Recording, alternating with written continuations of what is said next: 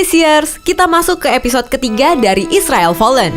Buat yang belum tahu sejarah dari awal, bisa menonton episode ke-1 dan ke-2 dari serial video Israel Fallen ini. Oh iya, kenapa dinamakan seri Israel Fallen? Karena kita akan lebih fokus membahas kejatuhan, pengepungan, pembuangan, dan penyebaran bangsa Israel keluar dari tanah mereka.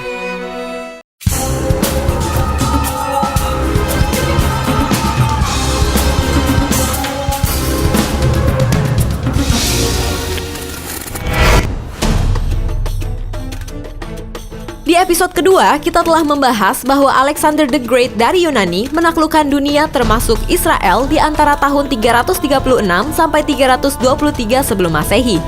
Penguasaan Yunani ini sangat kuat dan berakar dalam budaya orang Israel, bahkan terus berlanjut sampai ke zaman Tuhan Yesus. Namun akhirnya, kekaisaran Yunani runtuh dan di tahun 63 sebelum Masehi, Romawi menjadi penakluk dunia dan Herodes Agung berkuasa sampai tahun 4 sebelum Masehi. Digantikan oleh anaknya Herodes Antipas di tahun 4 sebelum Masehi. Di tahun itu Yesus lahir. Israel dikuasai oleh kerajaan Romawi selama beberapa ratus tahun. Meskipun begitu, pihak Romawi tetap mengizinkan bangsa Yahudi tetap melaksanakan ibadah dan hukum Taurat dipelihara dengan baik oleh ahli Taurat dan orang Farisi. Ada pemberontakan oleh orang Israel, namun dapat dipadamkan oleh Roma. Di Israel sendiri, pernah ada 13 gubernur yang memerintah. Salah satu yang terkenal adalah Pontius Pilatus yang menjatuhkan hukuman mati kepada Yesus. Gubernur yang terakhir bernama Gessius Florus pada masa pemerintahan 64-66 Masehi. Gessius Florus ini sangat jahat. Baginya, agama atau iman Yahudi tidak ada artinya apa-apa dan ia seringkali menghina dan mengacungkan iman Yahudi ini. Demikian juga tentara-tentara Roma di bawah Florus ini, mereka seringkali menghina iman Yahudi. Pernah terjadi tentara Roma merobek sebuah kitab Taurat Yahudi di hadapan umum, bahkan menertawakan upacara penyembahan mereka pada masa Raya Paskah. Mereka juga mengizinkan orang kafir membuka toko di depan pintu rumah sembahyang Yahudi di Kaisarea sehingga menodai rumah sembahyang mereka.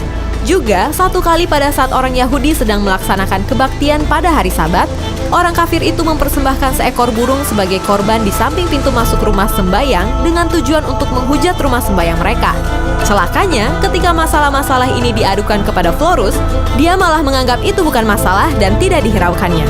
Ini semua membuat orang Yahudi marah bukan kepalang. Kemarahan demi kemarahan tersimpan di hati mereka. Secara tidak langsung telah menjadi bom waktu yang sewaktu-waktu dapat meledak. Belum lagi ditambah dengan kejahatan dan kebejatan dari Florus sendiri. Akhirnya, beberapa anak muda merencanakan pemberontakan dengan diam-diam dengan cara menyimpan pisau atau golok di balik baju mereka, dan tiap kali bertemu dengan tentara Romawi, mereka akan membunuhnya. Lama-kelamaan, jumlah mereka makin besar dan kelompok ini dikenal dengan kelompok golok atau dalam bahasa Yunaninya, Zelot.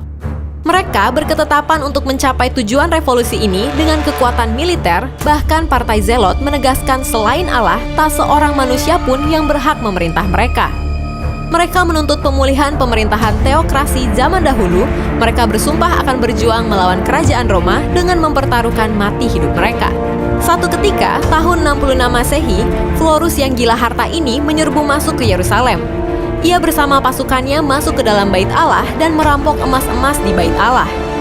Mereka sempat dilawan dan dilempar dengan batu oleh rakyat, tapi dengan kekuatan senjata mereka berhasil mengatasi semua itu dan juga berhasil membawa 17 talenta emas. Orang Yahudi yang marah lalu mengolok-olok Florus dengan cara mengedarkan kantong kolekte untuk mengumpulkan koin-koin sebagai persembahan bagi gubernur yang rakus uang itu. Ini membuat Florus tersinggung dan lalu menyerbu massa itu dan terjadilah kekacauan besar dan banyak orang Yahudi yang terbunuh hari itu. Kaisar Nero yang saat itu berkuasa di Roma tahun 67 sebelum Masehi akhirnya turun tangan dan memerintahkan panglima perangnya yang bernama Vespasianus untuk memadamkan pemberontakan di Yudea. Karena Vespasianus seorang yang berpengalaman, sedikit demi sedikit dia berhasil memadamkan pemberontakan kaum Zelot. Namun sebelum menyerang Yerusalem, ada kabar bahwa Nero wafat dan dia pulang ke Roma. Akhirnya Vespasianus menjadi kaisar Roma dan dia mengutus anaknya yang bernama Titus untuk merebut kembali Yerusalem. Majulah Jenderal Titus dengan pasukannya yang besar. Karena letaknya di pegunungan, penyerangan terhadap kota Yerusalem sukar untuk dilakukan. Oleh karena itu, strateginya adalah melakukan pengepungan kota Yerusalem. Sayangnya, di dalam kota Yerusalem sendiri terjadi pertikaian internal untuk memperebutkan kursi pimpinan Zelot. Saking parahnya pertikaian internal tersebut sampai terjadi huru-hara dan berakibatkan dibakarnya gudang makanan Yerusalem. Akhirnya, kelaparan yang besar melanda penduduk kota Yerusalem, bahkan saking laparnya seorang ibu rela merebus anak bayinya sendiri agar bisa mendapatkan makanan. Banyak penduduk yang saat malam hari diam-diam keluar tembok untuk mencari akar untuk dimakan, namun ketahuan oleh tentara Roma dan disalib menghadap Yerusalem. Setiap malam ada 500 orang yang ditangkap dan disalib.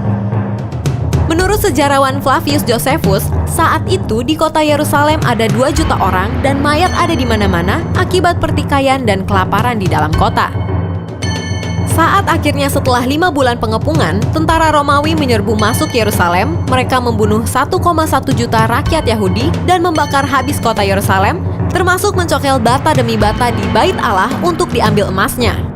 Runtuhlah Bait Allah kedua seperti yang dinubuatkan oleh Tuhan Yesus. Kemanakah perginya orang-orang Kristen ketika pemberontakan orang Yahudi itu berlangsung? Sesuai peringatan Kristus, mereka lari ketika melihat Yerusalem dikepung pasukan Romawi. Mereka menolak mengangkat senjata dan melawan orang-orang Romawi. Mereka melarikan diri ke Pela di Transyordania. Setelah bangsa Yahudi serta Bait Allah mereka hancur, orang-orang Kristen pun tidak dapat lagi bergantung pada perlindungan terhadap Yudaisme yang pernah diberikan kekaisaran. Karenanya, tidak ada tempat lagi bagi orang-orang Kristen untuk berlindung dari penyiksaan orang-orang Romawi. Saat ini, hanya tembok ratapan yang ada di sisi barat yang merupakan sisa terakhir dari Bait Allah yang dihancurkan oleh Titus. Ya, sejak Jenderal Titus kemudian menjadi kaisar menggantikan ayahnya Vespasianus yang menaklukkan Yerusalem dan membasmi orang-orang Yahudi, maka tamatlah riwayat Israel sebagai sebuah bangsa. Orang-orang Yahudi yang tersisa sudah dibuang dan terserak ke berbagai bangsa.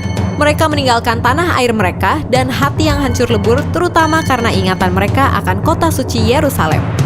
Dalam pengembaraan mereka, air mata sering jatuh ketika mengingat kembali Yerusalem yang dulu dan doa-doa dinaikkan untuk pemulihan Yerusalem. Mereka terbiasa mengutipkan kembali ayat dari kitab Yesaya untuk dinyanyikan. Segitu dulu ya fakta Alkitab mengenai Israel Fallen yang ketiga. Kalau kamu suka dengan video ini, silahkan di like, apalagi di komen. Karena itu hal yang paling kita tunggu supaya bisa menjadi berkat juga bagi yang lain. Jangan lupa di-share dan subscribe. Aktifkan tombol lonceng kamu untuk notifikasi video-video terbaru kami.